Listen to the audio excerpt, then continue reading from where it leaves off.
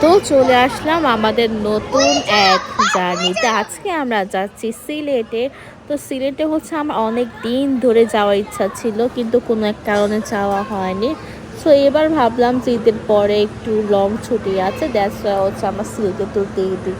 তো আমরা চলে আসলাম আপনার হচ্ছে এয়ারপোর্টে। এয়ারপোর্ট থেকে অনেক টাইম আমাদের ওয়েট করতে হয়েছে, এই 2 ঘন্টা। 3টার ফ্লাইট, আমরা একটাই চলে আসি আগে আগে ইমিগ্রেশনের জন্য। ইমিগ্রেশন বোর্ডিং করে এখন আমরা বসে আছি কখন আমাদের টাইমিং হবে, সো কখন আমরা হচ্ছে প্লেনে উঠবো।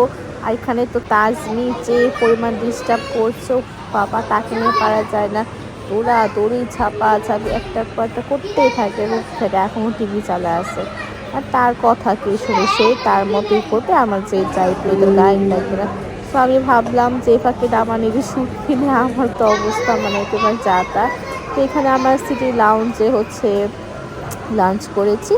লাঞ্চ করে দেন হচ্ছে আমরা এখন বাহিরের একটু হচ্ছে শ্যুট নিয়ে নিচ্ছি। এখন আমরা চলে যাব হচ্ছে আপনার সে কী বলো ওটাকে, এখন চলে যাব হচ্ছে আমরা আমাদের নেক্সট একটা স্পেসে। তো এই স্পেসটা দেখলাম ভালোই সুন্দর। ওই পাশে আর একটা ইউসিবি লাউঞ্জ আছে, এই পাশে একটা লাউঞ্জ আছে, এই পাশে খুব সুন্দর একটা স্পেস বুক কর্নার আছে, আপনারা বসে বই পড়তে পারবেন। তো এর মধ্যে দেখি তাজবির আমাকে রেখে চলে আসবে দৌড় দিয়ে, আর তার চিপস খাচ্ছে আমাকে রেখে। এখন আমরা প্লেনে উঠে গেছি, এত বৃষ্টি প্লেনের ওঠার সময়, এই জন্য আমি প্লেনের বাহিরে শ্যুট নিতে পারিনি, যার জন্য আমি ভিতরে অল্প কিছু ফুটেজ নিয়ে নিচ্ছি। সো এটা হচ্ছে প্লেনের ভিতরে। আসলে বিমান বাংলাদেশে অনেক কিছু চেঞ্জ করা দরকার, বিশেষ করে তাদের সিটগুলি একটু রিনিউন করার দরকার আমার মতে। কারণ ইউএস বাংলা এয়ার স্টার তাদের চেয়ে বিমান বাংলা একটু বেশি আমার কাছে মনে হলো দুর্বল। সো আমি বলবো তাদেরকে তাদের ইন্টারনাল একটু কাজ করাতে, তাহলে তাদেরও খুব সুন্দর সার্ভিস দিবে। সো এই করে করে তো ঝাঁকি টাকি খেয়ে আমরা সিলেটে ল্যান্ড করে ফেললাম। সিলেটে আসলে দেখলাম অনেক প্রবাসী ভাইরা আসছে, মেবি তাদেরকে রিসিভ করতে অনেকেই ছিল বাহিরে। সো আমরা হচ্ছে আমাদের ব্যাগের জন্য অপেক্ষা করছিলাম। এদিকে আপনার ভাইয়ার ব্যাগ অনেক আগে আগে চলে আসছে, কিন্তু আমার ব্যাগ এখনও খবরই নেই। সবার ব্যাগ আসছে, আমার ব্যাগ কই? আমি তো টেনশনে শেষ, কী হলো, আমার ব্যাগ কোথায়, ব্যাগ কোথায়? তারপর দেখি কিছুক্ষণ পর, এই আধা ঘন্টার পর আমার ব্যাগ আসলো। এরপর আমরা আমাদের হোটেলে চলে আসলাম, যেটা আমাদের আগের থেকে রিজার্ভেশন ছিল। সো ওই যে আমার লাল ব্যাগ, ওটার জন্য আধা ঘন্টা আমাদের লেট হয়েছে। সো হচ্ছে ব্যাগ ট্যাগ নিয়ে এখন আমরা হোটেলে চলে আসবো। অনেক টায়ার্ড ছিলাম ঢাকা থেকে সিলেট এসে, দেন প্লেনে, দেন হচ্ছে আবার 1.5 ঘন্টা জার্নি করে এয়ারপোর্ট থেকে মির বাজারে এই হোটেল মীরা গার্ডেন আপনার হোটেলটা খুব সুন্দর একটা হোটেল। আমার কাছে আজকে প্রথম দিনটা ভালো লাগছে, আজকে আমাদের ডে 1। সো এখন দিব আমাদের রুম ট্যুর। সেটা হচ্ছে আমাদের রুম। আমাদের রুমটা খুব ভালো লেগেছে আমার কাছে, বিশেষ করে এনভায়রনমেন্টটা, ক্লিনিং, সব কিছু গুড ছিল। সো আমি রুম ট্যুর দিয়ে দিলাম। এখানে একটা সোফা আছে, একটা টেবিল আছে, অ্যান্ড হচ্ছে এই পাশে আপনার খুব সুন্দর একটা মিরর আছে। মিররটা দারুণ, খুব দিকে আমি তো দেখছিলাম মিররে যে আমাকে কেমন লাগছে।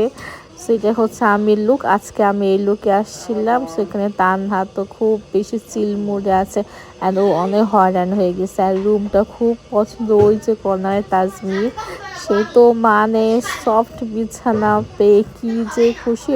অ্যান্ড এটা বাথরুমটা খুবই সুন্দর, আমি হচ্ছে এই যে বাথরুমটা দেখাচ্ছি, খুব সুন্দর। সরি আমার কাশি চলে আসছে। এখানকার টাওয়াল আছে, এখানে হচ্ছে একটা আপনার হাইকমোড আছে, ক্লিন খুব।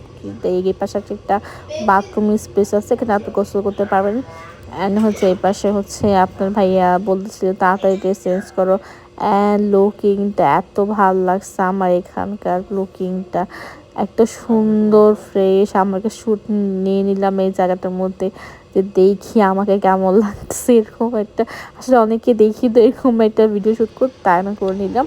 তো এক পাশে দেখেন 2টা বেড আছে, 2টা বেড আমি আর তানহা শোবো এক বেডে, এবং বেডটা খুবই সফট। আর ওই বেডে হচ্ছে বাদল আর হচ্ছে আমার ছেলে তাজমির ঘুমাবে। তাজমির যতই করুক আপনার ভাইয়ের ছাড়া সে ঘুমাইতেই পারে না। এখন একটা টেলিফোন আছে। দেন এই পাশে হচ্ছে খুব সুন্দর একটা আপনার বাস্কেট ছিল ফ্রুটস, এটা আমার ওয়েলকাম বাস্কেট দিয়েছিল খাবারের জন্য। দেন একটা ওভেন আছে, গরম করতে পারবেন, অ্যান্ড একটা আলমিরা আছে। এই তো এই সব কিছু মানে যা যা থাকা লাগে হোটেল রুমের মধ্যে। দেন আমরা রাত খেতে চলে গেলাম লাঞ্চ করতে। লাঞ্চ করলাম আমরা সন্ধ্যা 6টা বাজে, কারণ সব কিছু মিলিয়ে টিলিয়ে এত দেরি কি বলবো। আসলে এক জায়গা থেকে আরেক জায়গায় মুভমেন্ট হলে এরকম একটা হয়, এটাই স্বাভাবিক, কোনো কিছু করার নেই। সো বাচ্চারা পেট ভরাই ছিল, তাদের বাবা এয়ারপোর্টে আমি অনেক কিছু খেয়েছি। তো এখন তানহা মোবাইল দেখতেছো, কি করবো বুঝতেছে না, খিদায় তো তার শেষ একটু পর আমাদের খাবার চলে আসলো। এই খাবার দাবার আমরা খেয়ে পোলাও নিলাম, চিকেন নিলাম, পরোটা নিলাম, সবজি নিলাম আর পোলাও নিলাম। এই তো আজকের জন্য এটুকু, সবার নেক্সট ব্লগ থাকো।